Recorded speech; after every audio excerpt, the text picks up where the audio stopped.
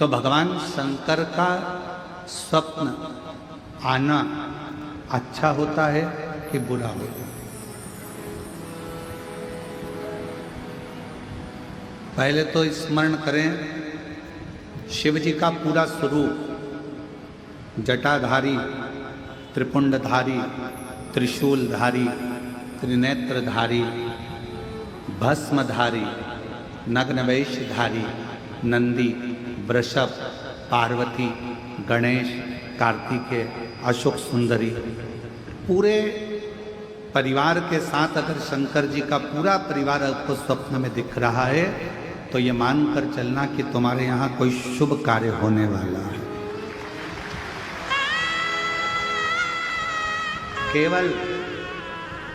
केवल और केवल भगवान शंकर त्रिशूल लेकर, त्रिपुंड लगा है, जटाजूड़ बांधे हुए हैं, भस्म रमी हुई है, मृगछाला पहने हुए हैं, बागंबर धारी है, रुद्राक्ष की माला है, चेहरे पर मुस्कुराहट है, अकेले शिव त्रिशूल के साथ नजर आ रहे हैं तो समझना कोई संकट आने वाला था, उसको टालने के लिए मेरा शंकर तुम्हारे स्वप्न में आकर खड़ा। और यदि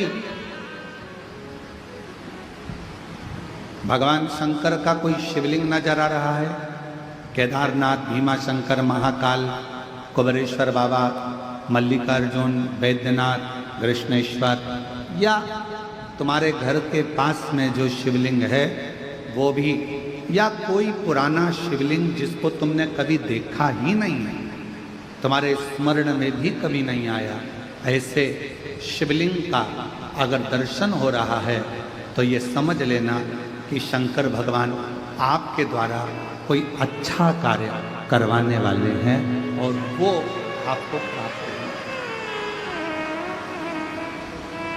वो प्राप्त होगा।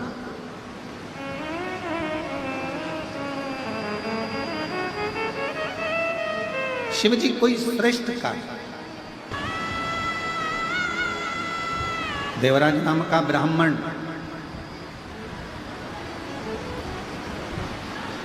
और उस देवराज नाम के ब्राह्मण का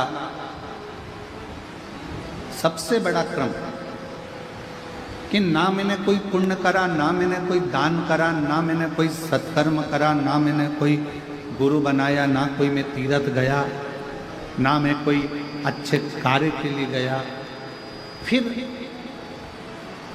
आखिर एक बात समझ में नहीं आती कि मैंने कोई ऐसा बड़ा काम नहीं करा, मैंने कोई सत्कर्म नहीं करा, मैंने कोई पुण्य नहीं करा, मैंने कोई दान नहीं करा, मैंने कोई गुरु नहीं बनाया, फिर ऐसी कृपा, फिर ऐसी करुणा कि मुझे नंदी पर बिठाकर कैलाश धाम के लिए लेकर जाए।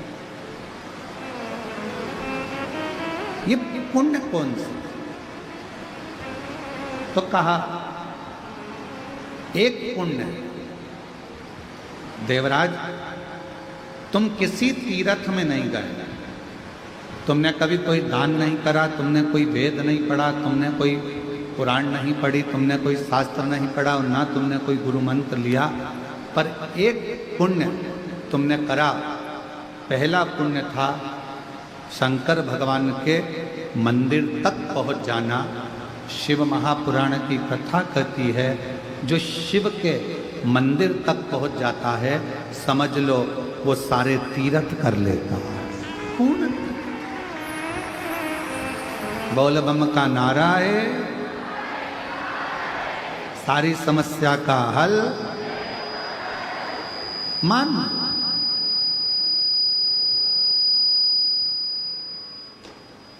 यदि कोई शिव मंदिर तक पहुंच गया तो समझ लो उसने सारे तीर्थ कर लिए। और मान लो देवराज नाम के ब्राह्मण से स्वयं नंदी कर,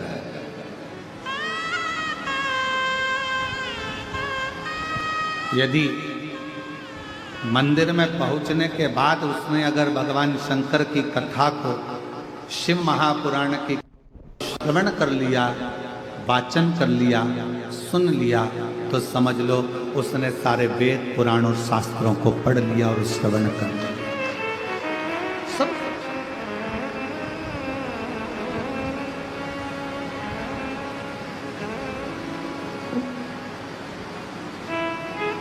उसने श्रवण भी कर लिया, पढ़ भी लिया। और एक बात और स्मरण करो, मान लो उसने कोई गुरु दीक्षा, कोई गुरु मंत्र नहीं लिया, शिव महापुराण की कथा में पहुंचकर, शिवालय में पहुंचकर भगवान शंकर का पंचाक्षर मंत्र नमः शिवाय, षडाक्षर मंत्र ओम नमः शिवाय, श्री शिवाय नमस्तुभ्यम अगर धारण कर लिया तो समझ लो शिव ने ही उसको गुरु मंत्र भी प्रदान कर दिया। शिव ने, भगवान शंकर ने।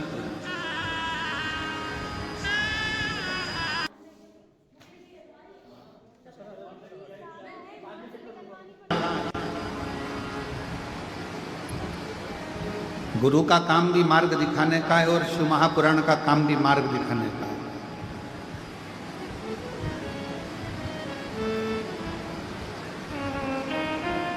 और ये पुराण 24,000 श्लोक, 12 खंड, 12 संहिताएं, करोड़ों शब्द, ये हमें मार्ग प्रशस्त करते हैं, मार्ग।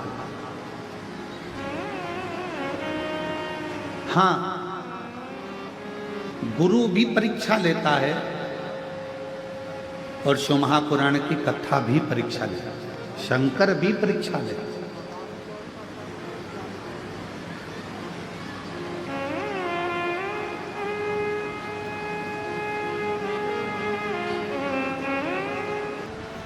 सूचना मिल जाए कि बस धाम से कि ये काम है, और ऐसे कई शिव भक्त हैं, बाबा के ऐसे कई भक्त हैं जो निरंतर सेवा में तल्लीन हैं।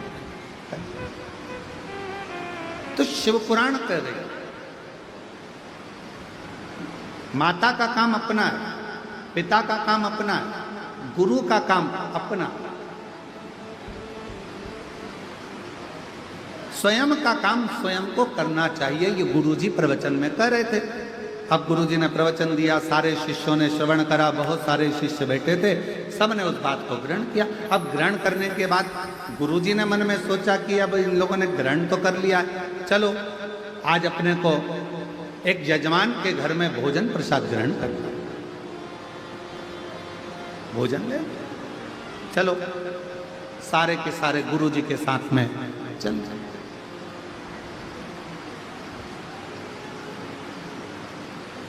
ओम नमः शिवाय, ओम नमः शिवाय, ओम नमः शिवाय, ओम नमः शिवाय। गुरुजी चले, चेले पीछे पीछे चले, सब मंत्र जाप करते करते जा रहे। अब गुरुजी ने प्रवचन दिया था अपना कार्य अपने को करना चाहिए। चलते चलते एक बड़ा सा गटर आ गया, नाला, और बड़ा सा गटर आया, नाला आया, और गुरुजी उस सारे चेले नाले को, गटर को लांग गए। गुरुजी भी लांग रहे थे। लांगते से ही उनके पांव की जो चप्पल थी, खड़ाऊ थी, वो गटर में, नाले में गई। हर हर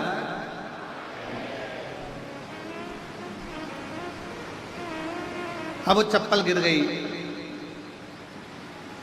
खड़ाऊ गिर गई गटर में, नाले में, और गुरुजी चिल्लाकर बोले, अरे मेरी खड़ाऊ, मेरी पादुका नाले में चली गई, गटर में चली गई। जितने चेले थे सब लोग तैयारी करने लगे। कोई कहने लगा एक काम करो, सफाई कर्मी को बुला के लाओ। गांव में गया, एक सफाई वाले को बुलाने गया, दूसरा डंडा लेने गया, तीसरा चिमटा लेने गया, चौथा कुछ लेने गया। सब यहाँ वहाँ भटक रहे। 15 मिनट हो गए, कोई खड़ाऊ न निकाला। एक शिष्य सबको देख रहा था, गुरुजी को प्रणाम करा, गटर में उसने सोया, गटर में हाथ डाला, खड़ाऊ को निकालने लगा, पर खड़ाऊ उसके हाथ में नहीं है। खड़ा उसके हाथ में नहीं, पादुका उसके हाथ में नहीं। अब जब खड़ा उसके हाथ में नहीं आई, पादुका नहीं आई, उसने अपने तन का वस्त्र उतार कर गुरु जी को दिया और गटर में कूद गया, नाले में कूद गया।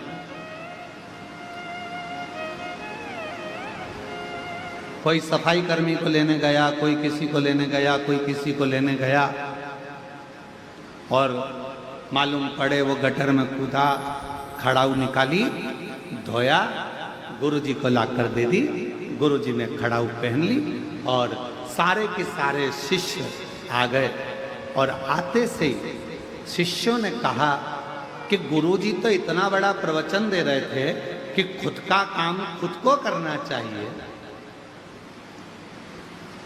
तो गुरुजी इस गटर में, इस नल्ले में क्यों ना कूदे पादुका निकालने के लिए? गुरुजी ने तो प्रवचन दिया था कि खुद का काम खुद को करना चाहिए, तो फिर गुरुजी नाले में क्यों ना कूदे, गटर में क्यों ना गए? इतने में शिष्य ने उत्तर दिया, गुरुजी ने एक बात और कही थी कि माता पिता और गुरु का कोई भी काम होता है वो उसके पुत्र का होता है। माँ का काम बेटे का, पिता का काम बेटे का, और गुरु का काम उसके शिष्य का होता है। इसलिए शिष्य ने ये पाया।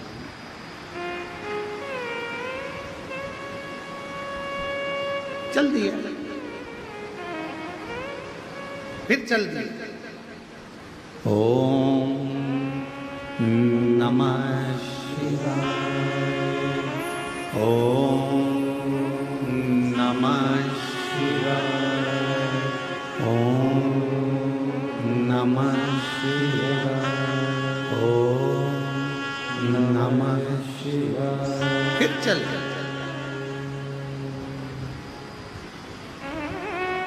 जजमान के यहाँ भोजन ग्रहण किया, वापिस लौट कर आ गए। गुरुजी को मालूम था सामने गटर है, चप्पल फिर चली जाएगी पादुका। उन्होंने अब की बार पादुका को हाथ में उठवाया, लांग गए, आश्रम पहुंच गए। और गुरुजी सारे शिष्यों को बुलाए और बुलाकर कहा कि आज मेरा दिल बड़ा प्रसन्न है, बहुत खुश हूं मैं आज मेरा मन कर रहा है।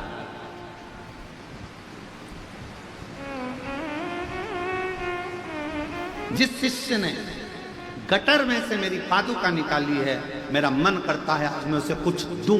समझने वाला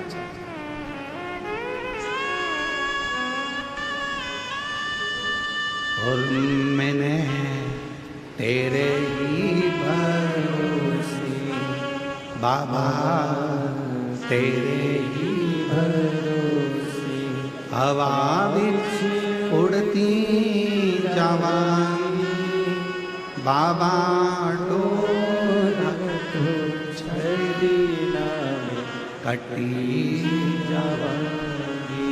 कौन सा एक चावल का दाना भी अगर शिव गुरु का मिल जाए, शंकर का मिल जाए, कोई सतगुरु का मिल जाए, तो वह हमारी जिंदगी को सवार दे। एक चावल,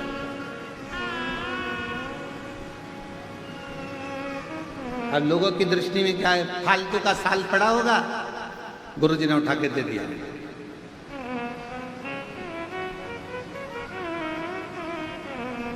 अब जरा विचार करिएगा, फालतू के साल को भी अगर गुरु तुम्हारे गले में डालकर कीमत वाला बना सकता है, तो तुम भी फालतू हो, तुमको भी उठाकर शंकर के चरणों में डालकर तुम्हें कीमत वाला बना सकता है।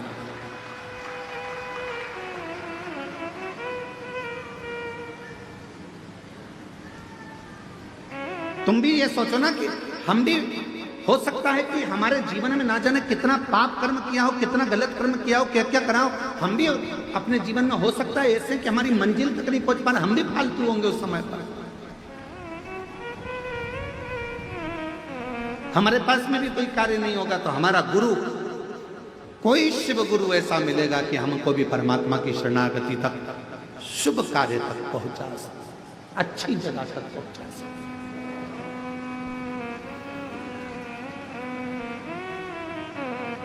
सारे मित्र चिल्लाने लगे, आवाज लगाने लगे, अरे अरे अरे, जो पादुका गुरुजी नहीं पहनने वाले थे, गटर में गिर गई थी, गुरुजी नहीं पहनते, इसलिए वो पादुका तुमको दे दी। गुरुजी ने वो पादुका तुमको दे दी, जो किसी काम की नहीं, गटर में चली गई, क्या करेगा ऐसी पादुका का? गुरुजी से कह देता हमको तो नहीं चाहिए, रखो तुम्हारे पास में। क्यों लेकर आ गया? उसने कहा मेरे गुरु के चरण की पादुका है, मेरे गुरु ने मुझे दी है, अब वो गटर की हो, चाहे हीरे की हो, वो चाहे सोने की हो, वो चाहे अंबारी की हो, पर मेरे गुरु की पादुका मेरे जीवन का सुख प्रदान कर मुझे। हम तो बाबा के भरोसे चलते हैं, हम तो बाबा के भरोसे चलते हैं, ये दुनिया वाले चलते हैं, ये दुनिया वाले चलते हैं, डमरू वाले के भरोसे चलते हैं, वो घड़कानी के भरोसे चलते हैं, सिंहोर वाले के भरोसे चलते हैं, सिंहोर वाले के भरोसे चलते हैं, काशी वाले के भरोसे चलते हैं, डमरू वाले के भरोसे चलते हैं। हम उसके आश्रित। फिर मित्रों ने कहा गुरु जी की पादुकाएं गटर की है, नाली की है, करेगा क्या? क्या इसको तिजोरी में सेट के रखे, अलमारी में सजा कर रखेगा, क्या करेगा?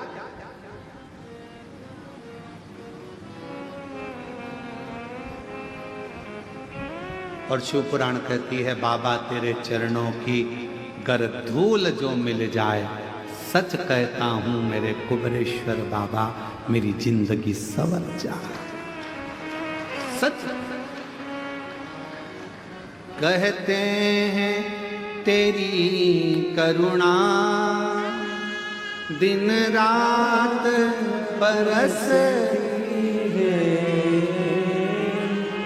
कहते हैं तेरी करुणा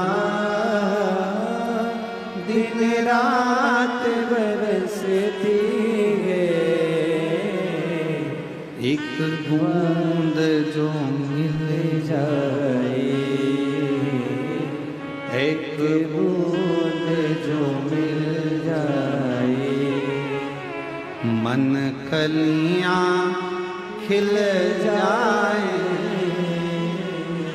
भोले तेरे चरणों की गर धूल जो मिल जाए,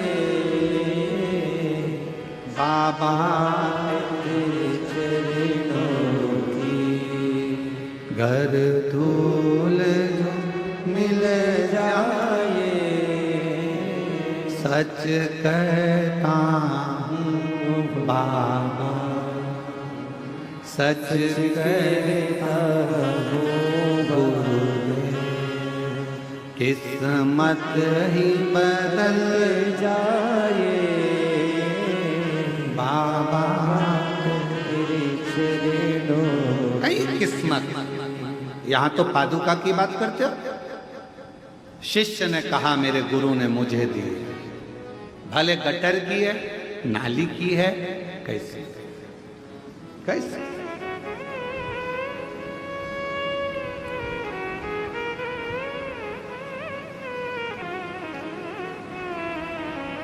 दंडवत करिए कभी आपने, जम के बोलो जरा, भगवान के सामने दंडवत करिए, प्रणाम कराए। आवाज नहीं आई, बोलो तो ठीक है। अब भगवान के सामने दंडवत करना है तो पहले तुम जगह देखोगे कि यहाँ गंदा हो रहा है, वहां थोड़ा सा कीचड़, थोड़ा सा फिर उधर से फिर दंडवत करो। करा ऐसा नहीं। क्यों? क्योंकि शास्त्र कहता है नर कपड़न से डरत है और नरक पड़न से ना। आज कपड़ों से डर लग रहा है कि मैं दंडवत करूंगा तो मेरा कपड़ा गंदा हो जाएगा। शिव पुराण की कथा कहती है दंडवत करने में कपड़ा भले गंदा हो जाता है पर मन उजला हो जाता है। दंडवत करने में कपड़ा गंदा होगा चलेगा पर मन गंदा नहीं होना चाहिए। दंडवत करी कपड़ा हम विचार करते हैं यहां करूंगा गंदगी है, वहां करूंगा गंदगी है, वहां करूंगा।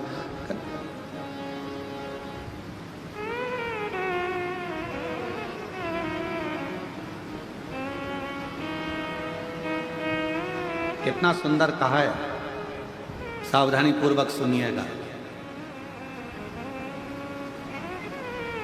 जब कावड़ चलती है, कावड़ को लेकर जो कावड़िया कंधे पर बांबू लेकर दो डंडे में, डंडे के अंदर दो लोटा लेकर बोल बम लेकर चलता है।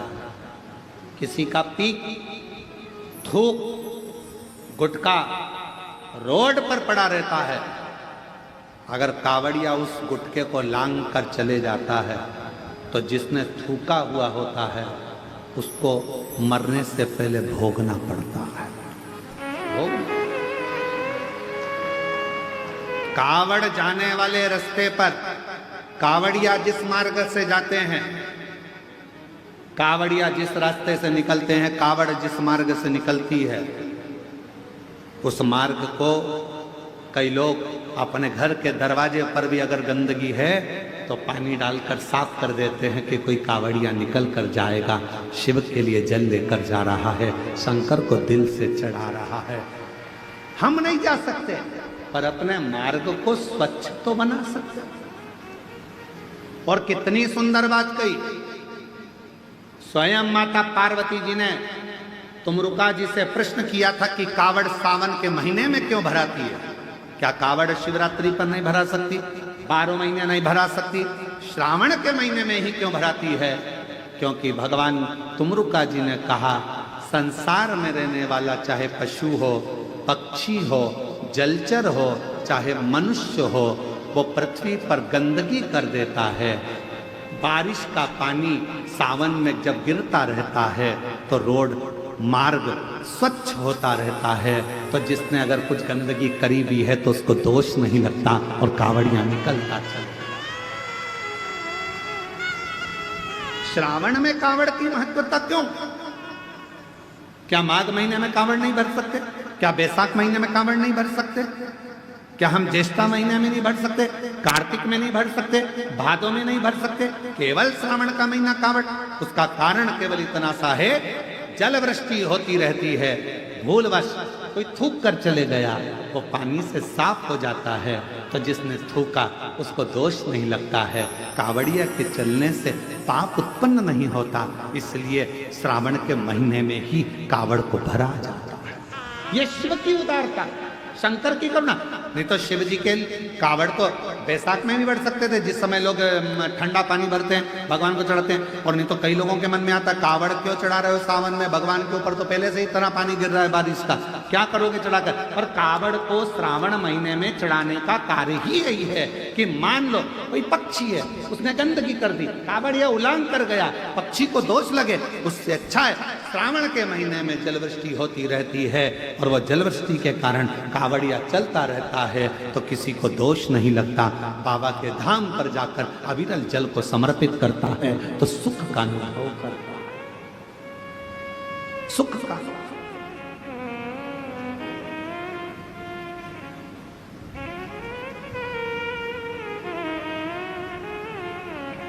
सारी समस्या का हल सावन में। बस तो फिर तैयारी करो बोलने की, सारी समस्या का हल। अरे फिर बोल गए लोटा, सावन में 2 लोटा, सारी समस्या का हल 2 लोटा जल। सावन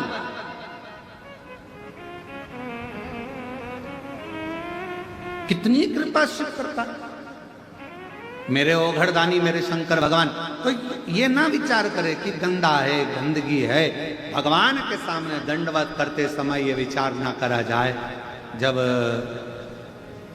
हम गिरि गोवर्धन नाथ जी की दंडोती परिक्रमा करे, सालों हो गए, तो गिरिराज बाबा की जब 21 किलोमीटर की दंडवत परिक्रमा सोते सोते सोते सोते दंडवत करते करते कोई स्थान ऐसा आता है जहाँ नाली भी निकल कर जाती है। अब 21 किलोमीटर में तो ढेरों स्थान पड़ते हैं, तो वहाँ दंडवत करते करते ये नहीं देखा जाता कि गटर की नाली है, बेकार स्थान है, किसी ने थूक दिया है, किसी ने गंदगी कर दी। नहीं, गिरिराज धारण प्रभु तुम्हारी शरणे, गिरिराज धरण प्रभु तुम्हारी शरणे। बोलते बोलते परिक्रमा 21 किलोमीटर की 9 दिन में धीरे धीरे पूरी करी। हम नर्मदा जी की परिक्रमा करने गए, बहुत पहले की बात है, बहुत लंबा समय है। जहाँ चले जाते कोई गंदगी भी है तो उसको लांगते लांगते भजन करते, माई नर्मदे हर, माई नर्मदे हर, माई नर्मदे हर, माई नर्मदे हर, माई नर्मदे हर।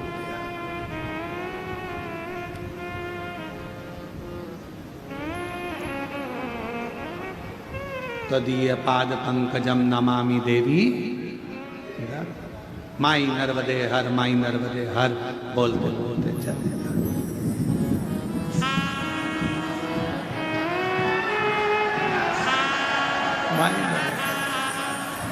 अब बोलते चले जाओ, तो चल रहा। अगर मान लो ये नहीं देखा जाता कि ये गंदगी, अब कुछ शिष्य ने अपने मित्रों से कहा मेरे गुरुजी की पादुका है, मेरे गुरुजी ने दी है, वो गटर की है, नाली की है, कहाँ की है? और बाबा तेरे चरणों के होना हमें बास रे, तेरे चरण रज से बुझानी हमें प्यास रे। ये उसके चरण का बिंद मिल गया, उससे बढ़कर कोई सुख नहीं। पादुका रख ली, शिष्य चिढ़ाने लगे, समय बीत गया, शिष्य लोग अपने अपने घर चले गए। ये भी पादुका लेकर गया। पादुका ले जाने से पहले इसने घर के अंदर बंदरबार बांधी, मेरे गुरु की पादुका आई है। पास में उसके मित्र रहते थे, उसके घर के माता पिता को कह दिया तुम्हारा लड़का पागल हो गया। गुरुजी ने जिस पादुका को गटर में गिरा दिया था, वो गुरुजी पादुका खुद नहीं पहने, इसको दे दी, और वो पादुका तुम्हारा लड़का लाया है। उसने लाकर उस पादुका को एक श्रेष्ठ जगह पर पूजन के लिए रख लिया। बस रोज पादुका का पूजन करता। समय निकलता गया, 6 महीना, 8 महीना, 1.5 साल, 2 साल निकले। उसका ज्ञान बढ़ता गया, विद्वत्ता बढ़ती गई, वैभव बढ़ता गया। जब गुरु कृपा करता है तो फिर वैभव के साथ में धन देना प्रारंभ कर देता है। पहले तपाएगा, गुरु का काम, मेरे शंकर भगवान का कार्य, मेरे शिव तपाएंगे, गुरु तपाएगा। अरे जाओ भगवान के भरोसे रहो, करो मेहनत थोड़ी करो। अरे मैं तो हार गया। हार? कितना सुंदर कहा है। रामकृष्ण परमहंस जी ने स्वामी विवेकानंद जी को जब हारते हुए देखा, रामकृष्ण परमहंस जी ने जब स्वामी विवेकानंद को देखा कि इसका हृदय थोड़ा कछोट रहा है, थोड़ा टूट रहा है, अंदर से स्वामी विवेकानंद जी थोड़े से टूटते हुए दिखे, तो गुरु ने सोचा कि ये टूटे ना। रामकृष्ण परमहंस जी स्वामी विवेकानंद जी का हाथ पकड़कर समुद्र के तट पर ले गए, और रामकृष्ण परमहंस जी ने समुद्र के तट पर स्वामी विवेकानंद जी को बिठाया। थोड़ी देर में एक मछुआरा मछली पकड़कर जाल लेकर आया, बहुत सारी मछली। गुरु जी ने कहा देखो स्वामी विवेकानंद, इसमें 3 तरह की मछली है। पहली जो सोच रही है कि अब मैं मरूंगी, दूसरी निकलने का प्रयास कर रही है पर थोड़ी देर में वो हार जाती है, और तीसरी मछली बार बार निकलने का प्रयास कर रही है। इसमें 3 मछलियां हैं। बोलो स्वामी विवेकानंद, इनमें से कौन सी मछली जाल में से निकल जाएगी? बताओ। स्वामी विवेकानंद जी ने कहा, गुरुदेव, वो तीसरे नंबर की मछली जो बार बार निकलने का प्रयास कर रही है, वो एक ना एक बार जाल में से निकल जाएगी। स्वामी विवेकानंद जी से रामकृष्ण परमहंस ने कहा, मनुष्य के जीवन में भी 3 पड़ाव आते हैं। दुख के समय में पहले नंबर की मछली की तरह मनुष्य होता है, हिम्मत हार जाता है, मेरा ये काम नहीं होगा, मेरा दुख कभी समाप्त नहीं होगा, मेरी तकलीफ नहीं मिटेगी, मुझे लगता है भगवान ने मेरी किस्मत में औलाद दी नहीं, मुझे ऐसा लगता है भगवान ने मेरी किस्मत में दुख ही दुख दिया है। हिम्मत हार कर बैठ जाता है, वो पहले नंबर की मछली है। दूसरे नंबर का स्वामी विवेकानंद, ये दूसरे नंबर की मछली वो है जो एक मनुष्य हिम्मत करता है, मैं आगे बढ़ूंगा, मैं आगे बढ़ूंगा, पर थोड़ी सी दूर चलने के बाद फिर लोग कह देते तेरा काम नहीं होगा, मुश्किल है, हिम्मत हार कर बैठ जाता है। थोड़ा तो बढ़ता है, फिर हिम्मत हार कर बैठ जाता है। ये दूसरे नंबर की मछली है। और तीसरे नंबर की मछली वो होती है, एक बार हिम्मत हारी, फिर बढ़ूंगी, फिर बढ़ूंगी, फिर बढ़ूंगी, मरते दम तक बढ़ने का प्रयास करूंगी, तो एक न एक दिन चाल से निकल जाऊंगी। दुख आया, तकलीफ आई, कष्ट आया, थोड़ा प्रयास करना। स्वामी विवेकानंद जी को 3 मछली से भगवान रामकृष्ण परमहंस जी ने अपने शिष्य को ज्ञान उपदेश दे दिया था कि तीसरे नंबर की मछली प्रयास करती रहती है तो मंजिल तक पहुंच जरूर जाती है। आप अपना प्रयास करते रहना। हिम्मत हारने वाले हों, सेकंड नंबर के जो लोग होते हैं, दूसरे नंबर की मछली जो होती है, लोगों ने कुछ कहा, हिम्मत हार गए, किसी ने ताना दिया, हिम्मत हार गए, किसी ने कुछ कहा, हिम्मत हार गए। कहने लगे कहने वाले, आग लगे बस्ती में, अपन रहो मस्ती में। किसी ने निंदा कर दी, बुराई कर दी, मन दुख गया, आज के बाद मैं ये काम नहीं करूंगा, आज के बाद ऐसा करूंगा ही नहीं। अरे अभी थोड़ा करा है, आगे चलकर 4 गुना और करो, क्योंकि तुम्हें हिम्मत नहीं, तुम्हें हिम्मत नहीं आ रहा है। निंदा करने वाला निंदा करेगा, बुराई करने वाला बुराई करेगा, अपशब्द कहने वाला अपशब्द लिखेगा सोशल मीडिया में, अन्य जगह पर। उसका काम केवल एक है, तुम्हारे भीतर के विल पावर को तोड़ना, तुम्हारे भीतर के विश्वास को तोड़ना, तुम्हारे भीतर के विल पावर को, तुम्हारी मजबूती को तोड़ने के लिए लोग दिन भर सोशल मीडिया हो, अपशब्द लिखने से बाज नहीं आते और अपशब्द बोलने से बाज नहीं आते, पर भीतर से मजबूत रहना कि तुम शंकर के शिष्य हो, टूटने वाले नहीं। भीतर से मजबूत रहना, तुम टूटने वाले नहीं। ये मेरे शंकर का एक शब्द अपने भीतर उतार कर रखना कि 3 मछलियां रामकृष्ण परमहंस जी ने स्वामी विवेकानंद जी को दिखाई थी। पहली जो हिम्मत हार गई, मर गई, दूसरी आगे बढ़ी, फिर ठंडी होकर बैठ गई, और तीसरी बार बार प्रयास करती रही। 1 बार नहीं होगा, 2 बार नहीं होगा, 3 बार नहीं होगा। ये 11 जजमान बने हैं। 11 ही जजमान खड़े हो तो जरा, 11 जजमान खड़े हो गए। ये 11 जजमान बने। अब इनसे कोई पूछा जाए कि तुम जजमान पद लेने के लिए प्रयासरत थे? ये 11 जजमान कई बार सोच चुके, हम जजमान बनेंगे, हम जजमान बनेंगे, हम जजमान बनेंगे, और आज बाबा ने यहाँ कुबेरेश्वर धाम में यजमान बनाकर बिठा दिया। बैठिए, प्रणाम करता हूं। आज बाबा कुबेर भंडारी ने, विराजिए, बैठ, कुबेर भंडारी ने यजमान पद ग्रहण कराकर बिठा दिया। आपने हिम्मत हार ली, भगवान हमें तो दे ही नहीं रहा, भगवान हम पर तो कृपा कर ही नहीं रहा। करो अपना कर्म, अपनी मेहनत, अपनी लगन, और शंकर पर किया गया भरोसा एक दिन तुम्हें भी यजमान बनाकर बिठाएगा, ये निश्चित है।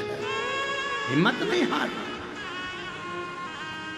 हम तो बाबा के भरोसे चलते हैं, हम तो बाबा के भरोसे चलते हैं। और जब हिम्मत करो, एक पत्र है, अच्छा है, देखिए।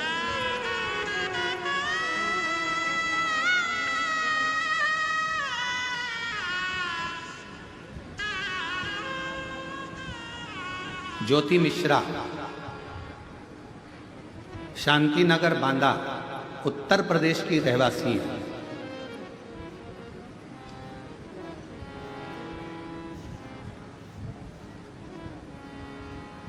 गुरु पूर्णिमा से एक कार्य किया जा रहा है।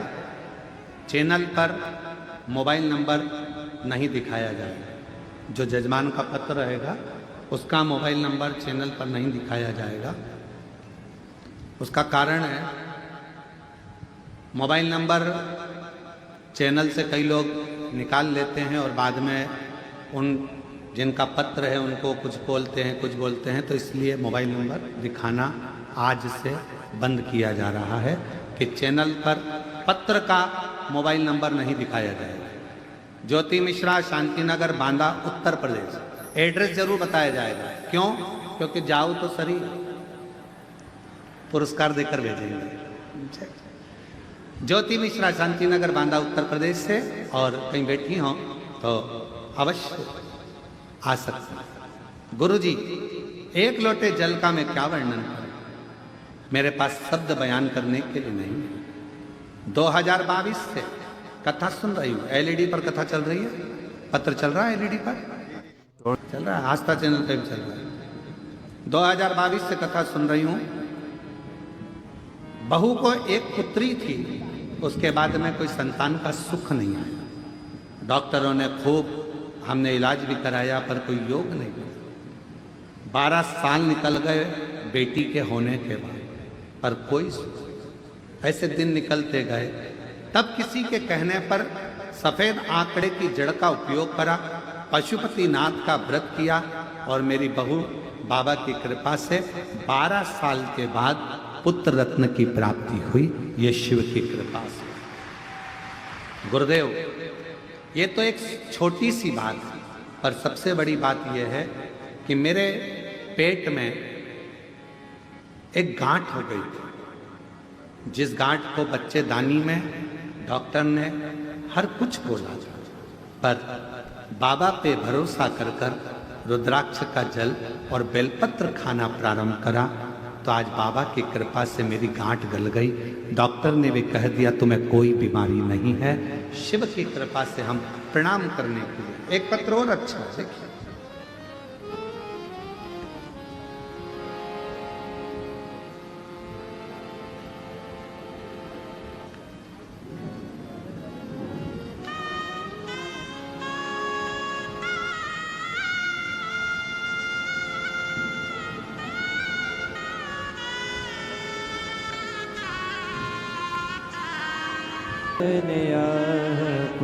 आप शिव पर कितने आश्रित। भगवान की भक्ति में यह नहीं देखा जाता कि कहां गंदगी देखने का काम शिव महापुराण की कथा नहीं सिखाती। शिव महापुराण की कथा तो यह कहती है कि शिवालय में अगर बाबा के धाम में अगर पहुंचे हो और एक लोटा जल चढ़ाने के लिए भी जा रहे हो तो वहां गंदगी देखने के लिए मत जाना। शिवालय में जाना तो बाबा की उस धाम की सुंदरता, उसकी अच्छाइयाँ, उसकी श्रेष्ठता देखने के लिए। श्रेष्ठता। कई लोग कहते हैं गुरुजी ये कंकर शंकर की पूजन होती है कुबेरेश्वर धाम में, हम यहाँ पूजन कर रहे हैं।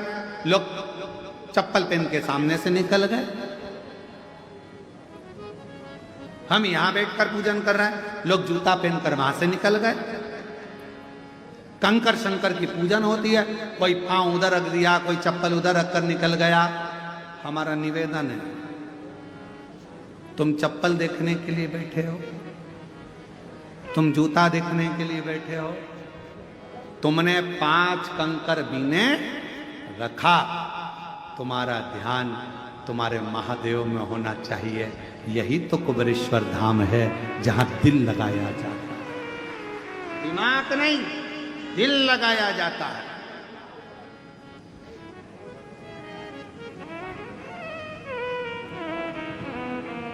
प्रेम, प्यार दिल से होता है कि दिमाग से होता है? जम के बोलो जरा। 1 2 3 4 5 6 7 8 जितने पंडाल के बैठे हो सब बोलो, काय से होता है? दिल से। दिमाग से प्यार होता तो सोच लेते, पर आज के जमाने का जो संबंध होता है वो दिमाग से होता है। लड़के वालों के 2 पेट्रोल पंप है, 3 है, ऐसा है, धन है, वैभव है, सत्ता है। पर पहले के समय में ये पेट्रोल पंप, गाड़ी, बंगला नहीं देखते थे। पहले के समय में देखते थे कि जिसके घर में संबंध हो रहा है वो कितना दिल वाला है, उसका हृदय कैसा है, परिवार कैसा है, कुटुंब कैसा है, रिश्ता कैसा है, ये नहीं देखा है। आज के जमाने में तो लोग संबंध भी करते हैं तो ये सोच कर करते हैं, कितना कितना करने का, कितना प्यार भी लोग करते हैं तो ये सोच लेते हैं ये मोबाइल में बैलेंस डलवाएगा कि नहीं डलवाएगा। और अगर मालूम पड़े थोड़ा सा बैलेंस मोबाइल में नहीं डाला या लैपटॉप नहीं दिलाया या कुछ भी नहीं दिलाया तो ब्रेक, समय तुरंत कर दिया, ब्रेक, संबंध नहीं रखना, खत्म कर। उसने स्विच ऑफ करा, मोबाइल पटका। अब ये दिल से प्रेम नहीं था, ये केवल दिमाग से था कि इससे कुछ प्राप्त करना है, इससे कुछ लेना है। गुरुजी से संबंध कैसा निभे तो कहा दिल से। गुरुजी के पास जाओ, ये सोचकर मत जाना कि गुरुजी मुझे कुछ देंगे। यहां तक कहा गुरुजी अगर आपको सम्मान भी ना दें तो भी गुरु गुरु है, समझ कर देगा सम्मान भी, और कभी कभी नहीं भी देगा। हो सकता है कि तुझे कुछ और देना हो, वो गुरु ही जान सकता है। गुरु कई लोग कहते थे गुरुजी हमारे सामने से निकल कर गए, पर गुरुजी ने ना हेलो करा, ना हाय करा और ना बाय करा। क्या करे? तुम किसके लिए आए हो? उस ओघड़दानी के लिए, शंभू के लिए। कई लोग कहते हैं हमने कंकर शंकर की पूजन करी, वहां से कोई जूता पहन कर निकल गया, चप्पल पहन के निकल गया। तो किसके लिए आई थी? शंकर जी के लिए। किसके लिए पहुंची थी? शिव जी के लिए। अगर शिव के लिए आई है तो कंकर में शंकर को देख। सामने से जो जूता पहनकर गया उसका जूता क्यों देखे? क्यों?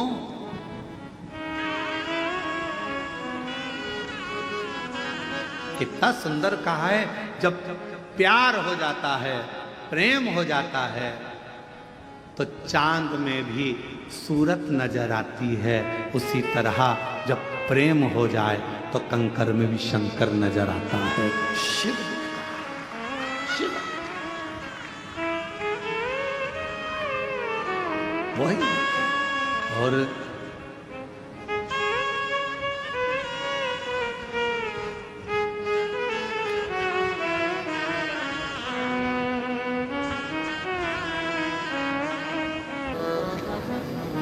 प्रयास करो, विफल हो गए फिर प्रयास करो,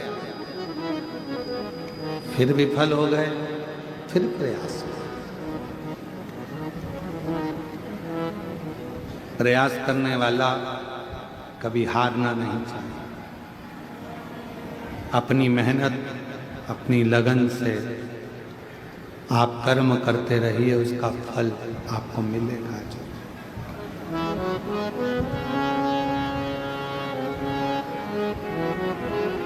गुरु की खड़ाऊ, गटर की, नाली की, नाले की उसने रखा, सेवा करी और खूब शिव ने कृपा कर कर उसको धनपति बना।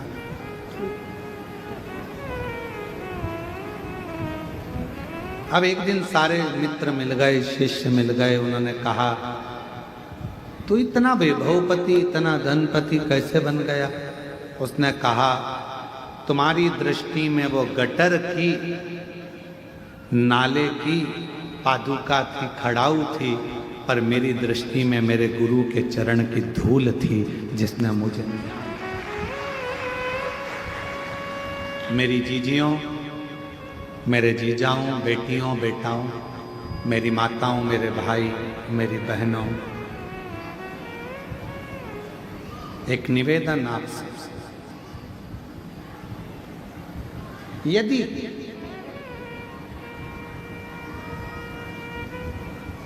कुबेरेश्वर बाबा की भूमि पर आए हो और कंकर भी अगर आप पूज रहे हो तो उसमें ये ना सोचें कि ये अच्छा है कि बुरा है। इसमें सबसे पहले तो भोलेनाथ जी को धन्यवाद देना कि तुम्हें कुबेरेश्वर बाबा की धरा पर बुलाया, और दूसरा धन्यवाद देना कि तुमको 5 दिवसीय शिव महापुराण की कथा सुनाई। लोग कहते हैं कि चातुर्मास 4 महीना भगवान का भजन करने का बिल्कुल, पर यदि ये 4 महीना अगर किसी का है तो मेरे देव अधिदेव मां, वो कहते जो सिंहासन पर बैठा राज उसका,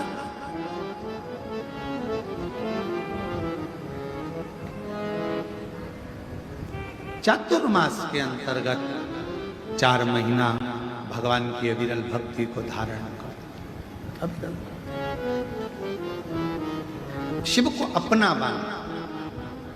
जैसे देवराज नाम के ब्राह्मण के मन का संशय स्वयं नंदी ने मिटा दिया था, उसी तरह पार्वती जी के मन का संशय भी स्वयं तुमरुका जी ने मिटा दिया। स्वयं तुम हे तुमरुका, यदि कोई संसार सागर में जन्म लेता, पृथ्वी पर आ जाता है और मान लो भूलवश उसने कोई गुरु मंत्र, कोई गुरु दीक्षा, कोई गुरु नाम नहीं लिया, तो उस जीव का कल्याण कैसे कैसे? और फिर निवेदन है, पानी पीना छान और गुरु करना जान। 50 बार सोचना कि हम जिस गुरु से गुरु दीक्षा ले रहे हैं, गुरु मंत्र ले रहे हैं, वो गुरु से हम गुरु दीक्षा प्राप्त कर रहे हैं, वो हमें उलझाएगा कि सुलझाएगा। जिस गुरु से हम गुरु मंत्र ले रहे हैं, क्या वो केवल अपने तक बांध कर रखेगा कि भगवान शंकर के धाम तक, शरणागति तक पहुंचाएगा? ये सोच।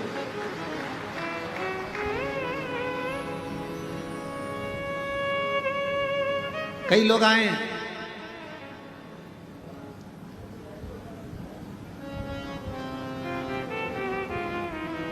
जब गुरु पूर्णिमा आती है तो कई लोग, समीर से किसी ने मोबाइल पर पूछा कि गुरु मंत्र में क्या लगेगा, हमें गुरु मंत्र लेना, उसमें क्या लगेगा? समीर ने हमसे पूछा, क्यों मामा जी इस गुरु मंत्र में क्या लगेगा? हमने कहा जब मंत्र दिया जाए तो दिल लगाना, इससे ज्यादा कुछ मतलब नहीं। अपना मन लगाओ। हमारे गुरुजी ने जब हमारा ब्रह्म संबंध कराया था, श्री विठलेश राय काका जी महाराज, 1008 श्री विठलेश राय काका जी महाराज, जब हमारा गुरु दीक्षा हुई, जब हमारा ब्रह्म संबंध हुआ, हमारे हाथ में तुलसी का दल रखकर ठाकुर जी की शरणागति में जब लेकर खड़ा किया, तो उन्होंने एक ही शब्द कहा था, मिश्रा सामने भगवान है, गुरु भी एक साइड में, सामने ठाकुर जी हैं, सामने भगवान है, तुम्हारे साक्षी में वो परमात्मा है। ये ब्रह्म संबंध केवल गुरु का नहीं है, ये संबंध शिव का अर्थात ठाकुर का और तुम्हारा है। संबंध परमात्मा से जोड़ना, अर्थात हमारे गुरु ने एक बात कही थी कि जब संबंध होता है, ब्रह्म संबंध होता है, गुरु मंत्र लिया जाता है, उस समय पर परमात्मा तुम्हारे सामने होता है। गुरु तो उस परमात्मा तक पहुंचाने वाली एक सीढ़ी होता है, एक लक्ष्य बनाने वाला होता है, सीढ़ी तक पहुंचाता है।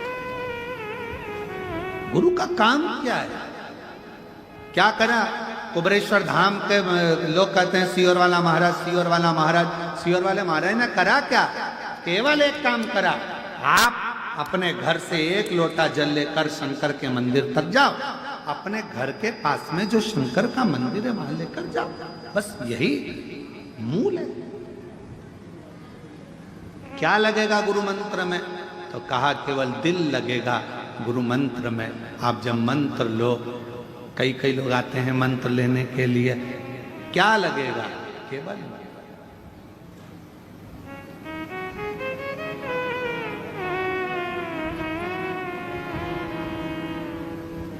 मन।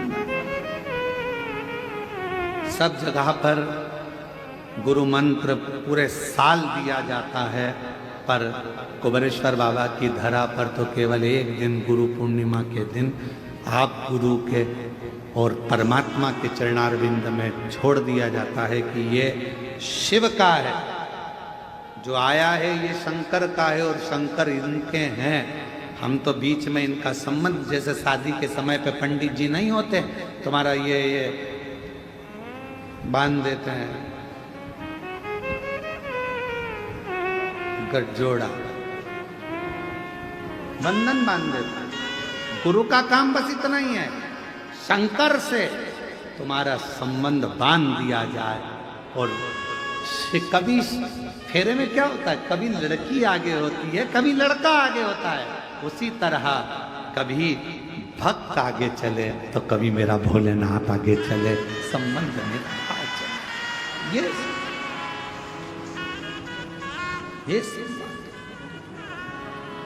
और नाता एक शिव जी से दूजा नाता तोड़ दे, रिश्ता एक बाबा जी से जूझा रिश्ता छोड़ दे। साधु संगे राम रंगे अंग अंग रंगिए, जाई विधि राखे भोले ताई विधि रही। जैसा मेरा शिव राखे वैसा रही, जैसा वो रख वैसा करो शिव की आराधना।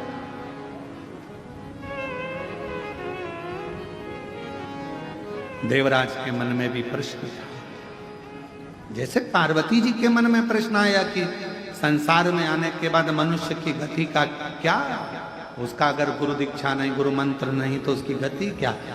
तो कह दिया तुमरुका जी ने, जो शिव महापुराण की कथा को सुनता है, शिव को जो भजता है, एक लोटा जल जो शंकर भगवान को चढ़ाता है, उसने जिंदगी में आकर गुरु मंत्र नहीं भी लिया तो भी उसका गुरु शिव हो जाता है। शंकर उसका गुरु शिव है।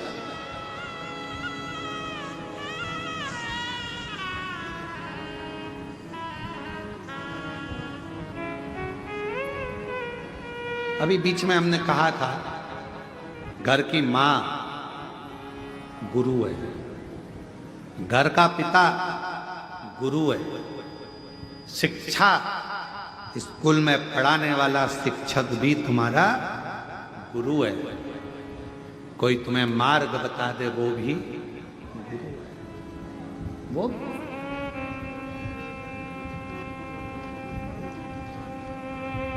कभी कभी ऐसा होता है, तुम आ रहे थे, कहाँ जा रहे हो? सीहोर।